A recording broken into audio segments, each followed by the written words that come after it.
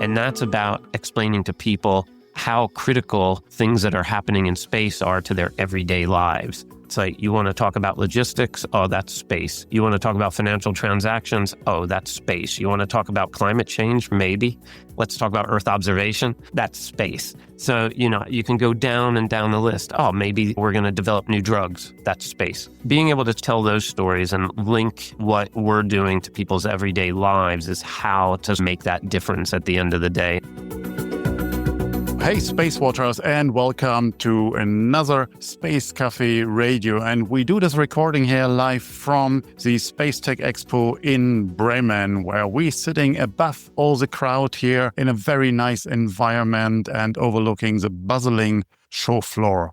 And with me today is a huge crowd that you wouldn't expect, but we're here. Let me ask my guests here to introduce themselves. Hello, I'm Georgia Jaggs. I am the Managing Director of Halo PR and Communications. My name is Aman Sandhur, and I'm a Project Manager at RAL Space. I'm Andrew Faiola. I'm the Commercial Director at Astroscale, UK. And I'm Olivier, Camy, and I'm Technical Sales at Axon Cable in the UK. Wonderful. Great to have you here. So that's a great honor, and it's very special for me to have such a huge number of guests here. Olivier, why don't you start to give us your inspirational pitch of what brought you into the space sector?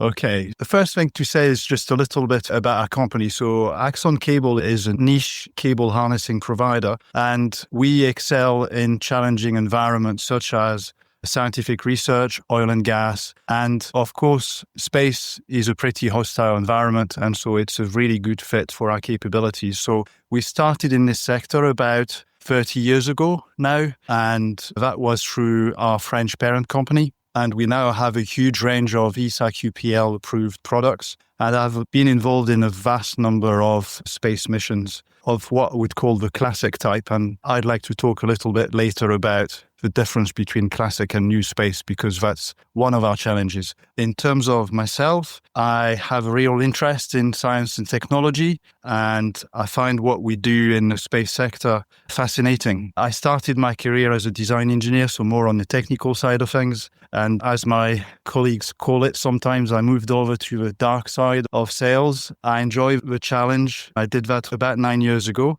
I had predominantly been dealing with defense and aerospace customers, and then more recently I've become responsible for developing the business in the space sector in the UK.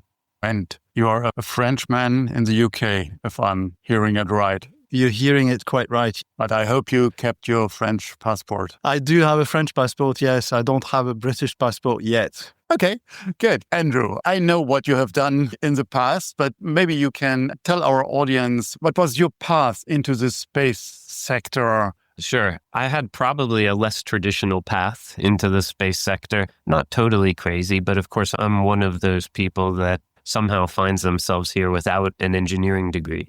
So my path really came through an economics and international affairs background, and I fell into it in some ways in a job where I was translating the Mexican telecommunications law, which prepares you very well for a career in space, evidently. But yeah, I got the bug from that first bit, but I also grew up in the Washington, D.C. area where at the time there was quite a lot going on from the perspective of NASA, companies like Intelsat, which was still an intergovernmental organization. So I was exposed to that kind of thing very early on. I even did an internship at NASA when I was in graduate school, in fact, but in the international relations division, not building or designing spacecraft. A number of years, I won't say how many, but here I am at Astroscale. And of course, we are an in-orbit servicing company. The UK is involved in a number of missions right now, but we're a global company, really looking at how we can make space a safe and secure operating environment for anybody that wants to use it and exploit the value that you can get out of operating in space for economic growth on the ground, basically. I mean, so what's your path into the industry? So what triggered your interest early on? The way I got into the industry was essentially I've always been a bit of a space fanatic since being a very young child. My mum, basically, she really fostered that, dragging me to museums, rather me dragging her around in the museums. Got very involved in school I joined the astronomy club, and then I eventually went to space camp in Turkey, which was good fun. We had a simulated mission where I was commander of the Discovery. I am a neurodiverse individual, so unfortunately I did start experiencing some academic difficulties, so I didn't go to university straight away. Eventually, I got into a foundation year program where I really flourished in the university environment, and I eventually transferred on to a degree where I was studying physics and philosophy. After I eventually graduated, I joined the Royal Observatory in Greenwich as a presenter, doing a lot of science communication and outreach. And after a couple of years, I saw the openings to join the STFC graduate scheme, where I joined RAL Space as a project manager. It's been about 2.5 years I've finished the graduate scheme, so I'm now a full-fleshed project manager. However, I'm still doing a lot of learning because I don't have the engineering background, but I'm surrounded by an excellent team that is supporting me and teaching me as I go along. Maybe you tell us a bit more what RAL Space is doing. Sure. So RAL Space is the UK's national space laboratory. So we find ourselves at the intersection of academia, industry and government. We have about 60 years worth of heritage with over 200 missions and projects. We have a very large, broad range of activities. So we do a lot of satellite testing. We've got an extensive suite of facilities. For example, we have the National Satellite Testing Facility that's right next to my office, gargantuan building with an 8-meter thermal vacuum chamber, acoustic testing, EMC testing, shock testing, vibration testing. It's the one-stop shop for complete satellite testing. We also do a lot of engineering programs. So we do a lot of work with the European Space Agency. We're starting to branch out into new space. So we have a new satellite that we're hoping to launch this week, Spectre, which is a quantum key distribution project, which is very exciting. We also produce MLI. We also supply data. We do such a broad range of things. Even in the time I've been in the organization, I can't begin to list everything we do. Wow. I would come back to one element that you mentioned before. What have been the difficulties for you to access this sector, which is usually seen as very capsulated in their ivory towers, sitting and doing the cool stuff of space? How challenging was it for you to enter it with having not all the tools at hand? There's a bit of an idea that you need to have an engineering background to get into the industry. That's not necessarily the case because there are a lot of transferable skills. Half of my degree was philosophy, so I'll still consider myself a philosopher. I would still say those skills have served me very well, in my life. And I also did get involved in a lot of extracurricular activities and societies. I was the president of the University Boxing Club, and that taught me a lot about project management because I did organize. Boxing club. Yes. Cool. I mean, I was a bouncer at the soccer club, so. There we go. Yeah. Did it teach you a lot about soccer? No, not at all.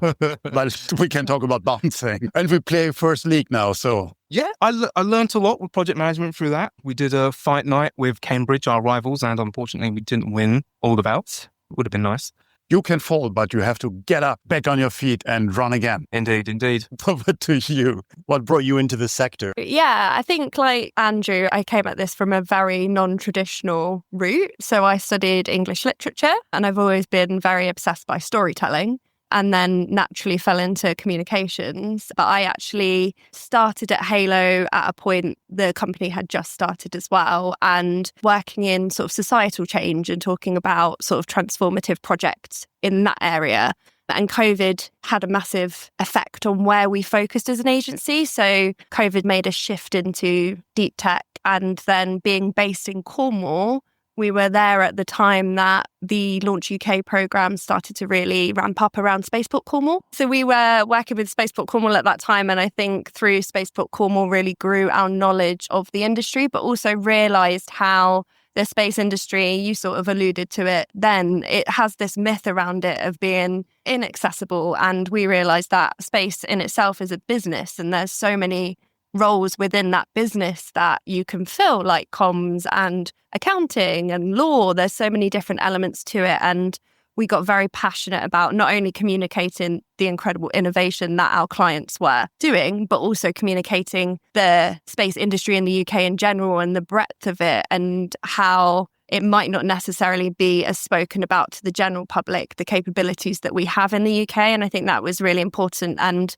how transformative communications can be when you've got a sector full of innovation, but it's often quite low visibility, I think, from a public perspective. So I'm so happy to have a storytelling communicator colleague here in this conversation. I mean, usually you say you talk to your industry communicator colleagues when you are running out of stories or running out of guests, but it's not the case here. I've got the prime slot.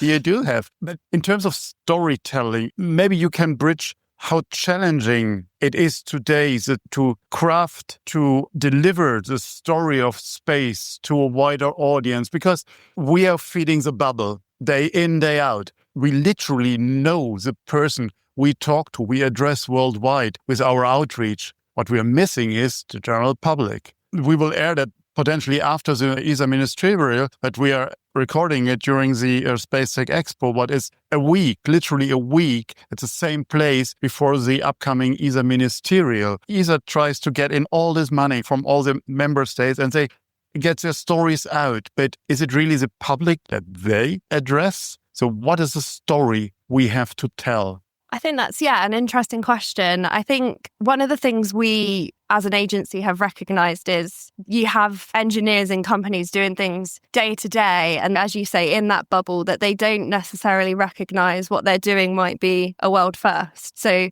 I've been in clean rooms with engineers and I'm like, oh, what are you doing? And they're like, oh, this thing. And I'm like, has that ever been done before? And they're like, no.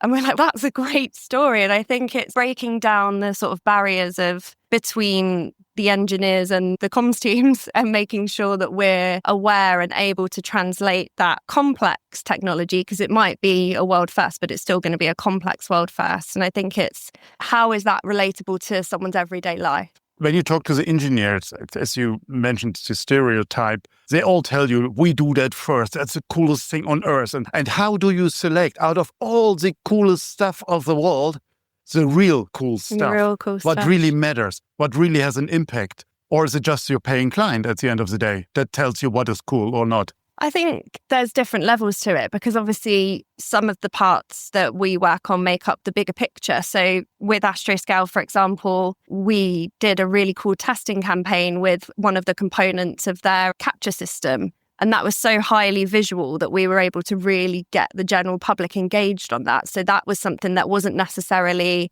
a huge story, but there was a visual element of the storytelling to it that we could bring in an audience that might not necessarily have understood the concept without that visual hook. And I think that's how we come at it. It's what can we see to make this story relatable to someone that wouldn't necessarily understand the entire sort of background of technology behind it. And then on the flip side, you have the massive campaigns that obviously are going to tell themselves when people are doing those world firsts, when you have the huge missions that everyone is locked into, but making sure then the companies that we support that might not necessarily be the prime on that mission, but have played a really significant role, making sure their voice is heard within that wider narrative. I think that's really important. Okay, wonderful. Olivier, I would like to ask you about the challenges your organization face. Where I want to go with that is, what did you learn, or how can the next generation can take something out of that and take that as a piece of inspiration to join the sector at the end of the day? First of all, the challenges that we have, and I alluded to earlier on, are for us to adapt to this very fast evolving sector, which has morphed from what we call traditional space into this new space way of doing things. And I think here we're probably all familiar with what that means, but just to explain it very briefly, the classic or traditional space is essentially just making a one-off or a very small number of highly engineered, very costly spacecrafts, which are going to take forever to build and to eventually send. And we've now moved into, quite a few years ago, into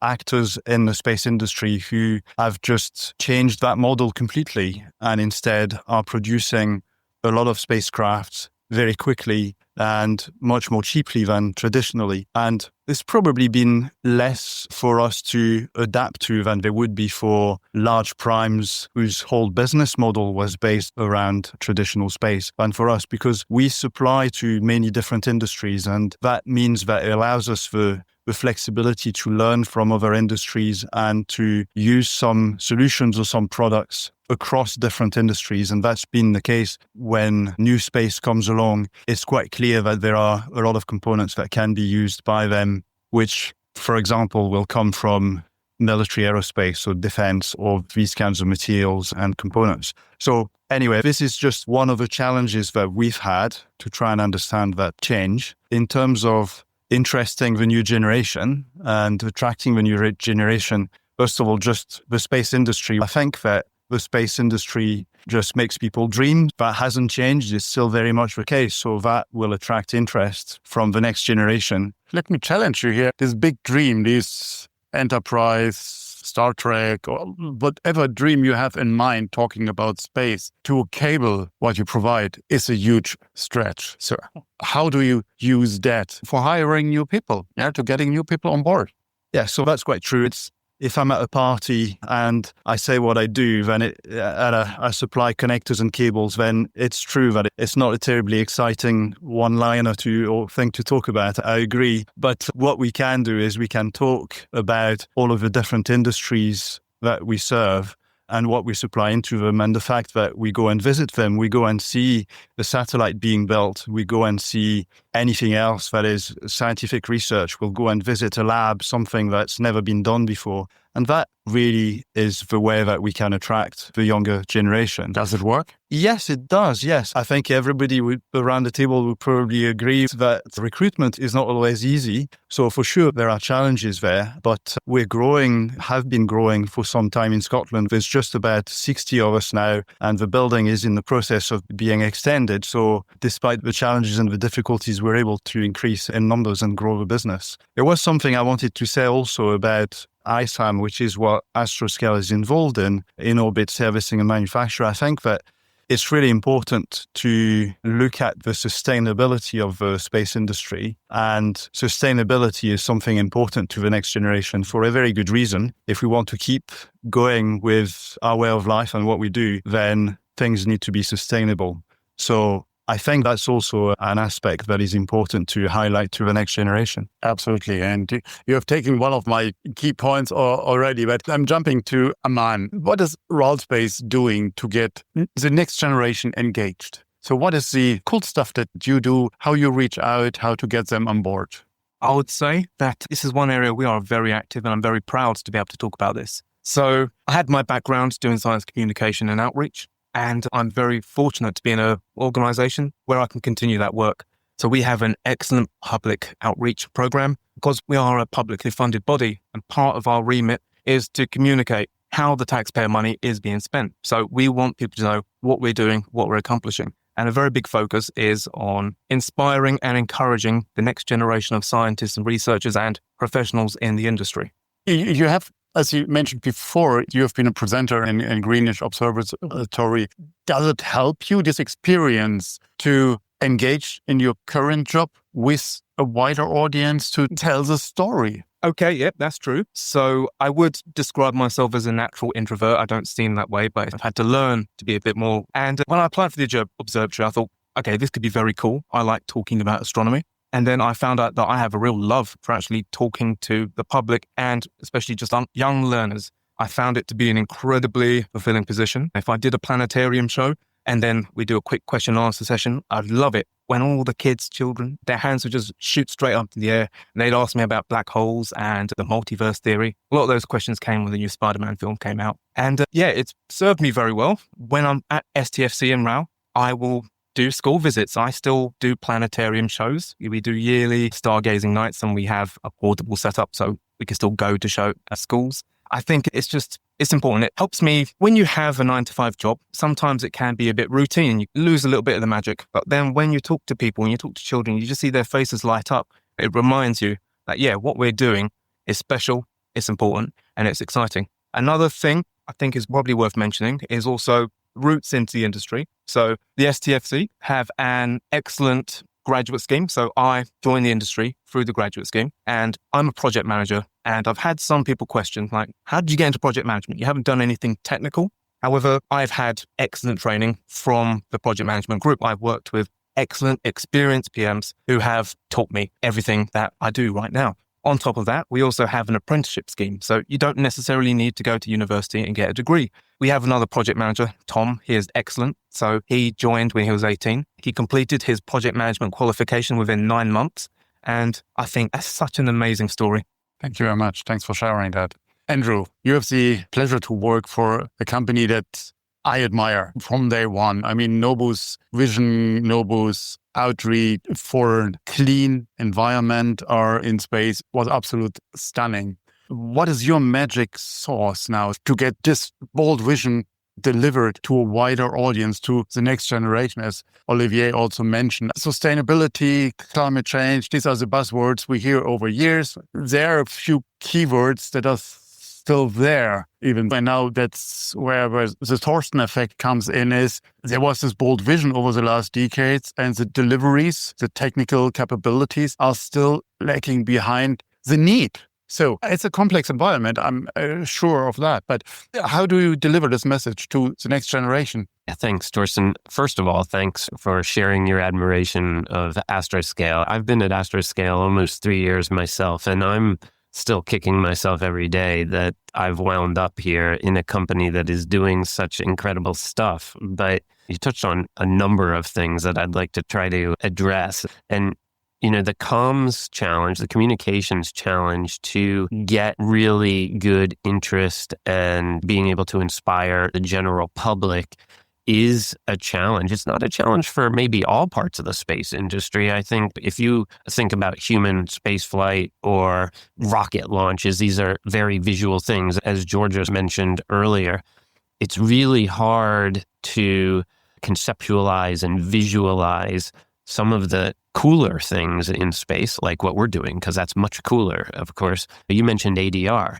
If I mention ADR or ISAM or EOL, people's eyes glaze over. It's like death by acronym, right? So how do we tell a compelling story? And a lot of that is around sort of metaphors and visualization and things like that. I say we're an in-orbit servicing company. You talk about space sustainability, but even that, what is that, right? But I think one is that getting that visual story across, and it becomes much easier when we have things like the address mission where we can actually show pictures of a large rocket body in space. But it becomes even better when you can start to talk about, okay, think about Astroscale as your roadside assistance company, and you're regularly driving on the M25 at 17,000 miles an hour. That's not so easy. And you're trying to... You don't have this concept of traffic jams in the UK? Well, this is the thing. Imagine you can drive 17,000 miles an hour on the M25, and you want to do that sort of right up against the bumper of the car in front of you. And then the car in front of you has a flat tire. What do? It's being able to get that kind of thing across to help bring that sort of gravity of what companies like Astroscale are doing in this area, that we can help explain that kind of thing. But the other thing that you mentioned is, how do you get people inspired to do this? And it was really great to hear some of the things that Aman was talking about. The biggest thing really is, first of all, awareness. It's an awareness piece that there are jobs in the space industry, and not just space for space, right? If you're interested in the space industry, there's actually, you might not even be interested in the space industry, but there's jobs that are touching space. In the space industry, as Georgia said, there's jobs in comms, HR, legal, etc. Aman talked about coming through the graduate scheme in RAL. Astroscale has a graduate scheme where we've brought people in. We have our first apprentice who happens to be in the finance team, right? So we've got things like that. But you also have to be able to explain why what we're doing is important, as you mentioned. And that's about explaining to people how critical things that are happening in space are to their everyday lives. It's like, you want to talk about logistics? Oh, that's space. You want to talk about financial transactions? Oh, that's space. You want to talk about climate change? Maybe. Let's talk about Earth observation. That's space. So, you can go down and down the list. Oh, maybe, we're going to develop new drugs. Oh, that's space. Being able to tell those stories and link what we're doing to people's everyday lives is how to make that difference at the end of the day. And so it's getting people interested generally, but also getting people interested in the fact that they could work in an environment where they're helping to achieve these incredible things. Thank you very much. How difficult do you see it today to get the great story out? Not just a good story, really the great story out. How difficult is it to engage with the general audience, with the next generation, beyond the Star Trek moment? Yeah, I think to Oliver's point around the sort of shift into new space. So we've gone from a time period where space missions were sort of human spaceflight, and they were iconic and, as a storytelling exercise, probably very easy to land coverage on because they're obviously huge and world first. And I think in new space, we want to go to the moon within 10 years. We're exploring, but there's still, it's space, right? There's all these frontiers to explore. But I think the shift is around how space is now so essential to our everyday lives. And I think that impact, and everyone's touched on this, I think, a bit, but bringing it back down to earth, how it's so critical. It's such an enabler now. And I think that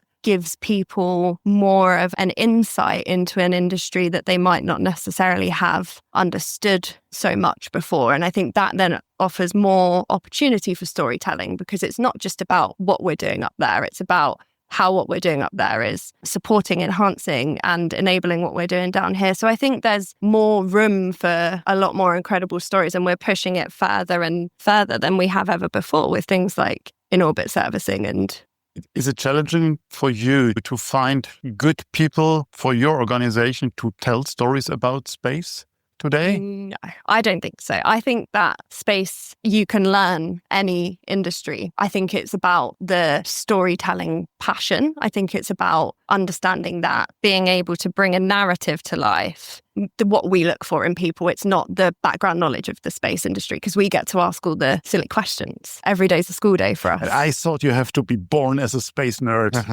That's what I'm claiming. You can be made as a space nerd. You can be made, yeah. Exactly.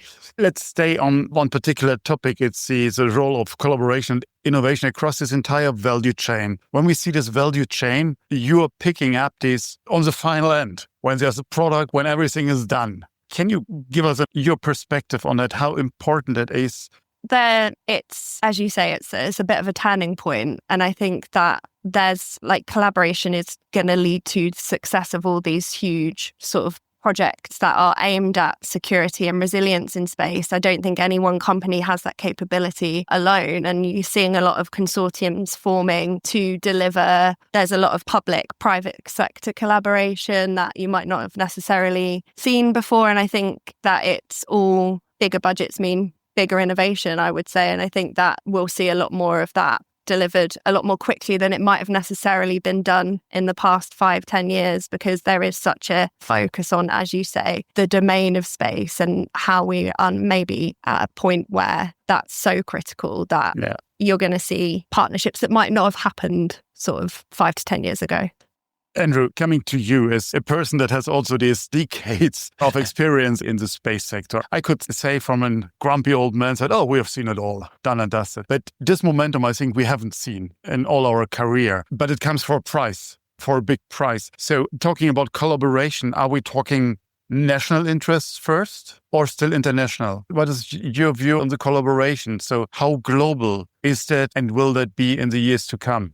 It's a great question. Probably could have a whole podcast just about that, to be honest with you. Oh, that's a spoiler here into another series of our Space Cafe podcast. There we go. There's a pitch for that one. I'm going to stand firmly on the fence and say that the answer is both. There are national security factors at work where there will be a necessity for countries who are spacefaring countries, or who have an ambition to be spacefaring countries, will want to own certain technologies or capabilities in their countries. But are you talking about market or partner? In terms of what? The upcoming spacefaring nation. So market for your services, partner to deliver something substantial. I think one of the things that we talk about is, and you hear it a lot at the United Nations, for example, is part of that sustainability story is also sustaining fair and equitable access to space. And there are countries today who are not spacefaring countries and who might want to be in the future. They might want to partner with us or other companies. They might also want to develop certain things in their own countries for various reasons to help up-level education, give more opportunities for people in education in their countries. That might be an ambition. There might be an ambition around national defense, but there will be national requirements. But at the same time, space is a global place. It's a global commons. It's a large place. You are neighbors with people that maybe you don't get along with, but there's also neighbors that you do get along with. And in order to coordinate well, to have a good understanding of the environment in space, no one country, I don't even think the United States, can do it all themselves. There's collaboration that should and will take place, not just only from a strategic standpoint, but because it makes sense and it's the right thing to do. So I think that's a very long way to say both. We're quite lucky in the UK. I mean, we've got a table here around us where even at that sort of national level, we as Astroscale take a real pride in working with partner companies across the breadth of the industry in the UK. I mean, we've got Axon, who's based up near Edinburgh in Scotland.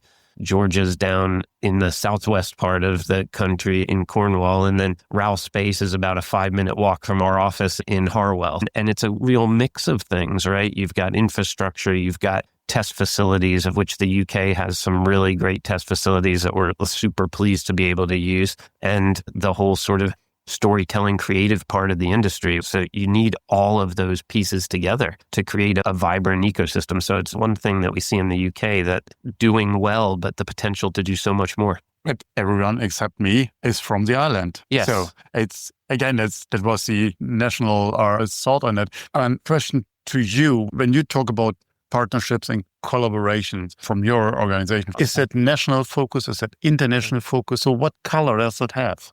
So I would say with partnerships and collaborations, I think naturally we do gravitate towards working with national institutions and organizations. However, we're not averse to working internationally. So we are actively working on developing relationships abroad. I can say that Spectre, that was a collaboration with a company based in Singapore. So we are quite eager to just start working with as many people as possible and to see what opportunities arise. As a government-backed body, we have the ability to take on missions that may not necessarily be immediately commercially viable, and we can help bring new technologies into the space sector and help them mature. Olivier, you mentioned before these sectors you're working in, defense industry was one of them, and I quite sure that your business is per se international, right?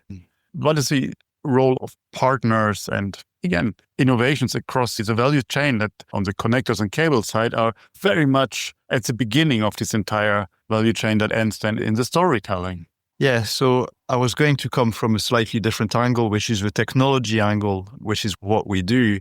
For us, certainly in terms of the collaboration side of things and innovation, we find it difficult to innovate without collaborating. And we try to build long-term relationships with our customers and with our suppliers, which help us to innovate, help them to innovate too. And that is through collaboration. I think that also what I was going to say about the future and what is happening at the moment in the space industry is I think that it'd be difficult to do a story about this, but I think there's a real need for standardization.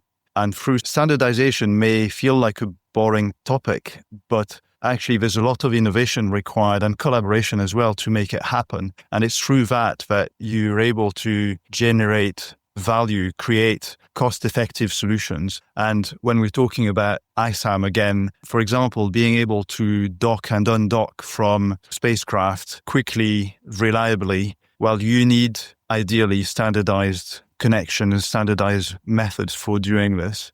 So I'm hoping that this is something that everybody in the industry realizes is something important that needs to be worked on, and that it's something that is able to be developed through collaboration. Despite, obviously, I understand the geopolitical difficulties that we're all in at the moment.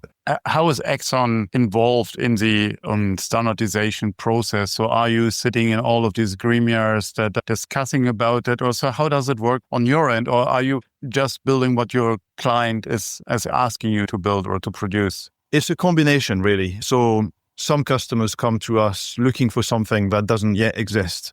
And so we have to try and create it, to try and help work with them to create that solution. But we're also involved in standardization committees in various parts of the world to try and help develop standard solutions that obviously fit our view of things, but also compromise with all of the other actors to try and come up with common solutions. And whenever we see any interest in standardization, so I know that in the space sector, the Space Applications Catapult, or Satellite Applications Catapult in the UK, has been quite active in trying to promote these topics. And we certainly have voiced our interest and a willing collaborator in that activity.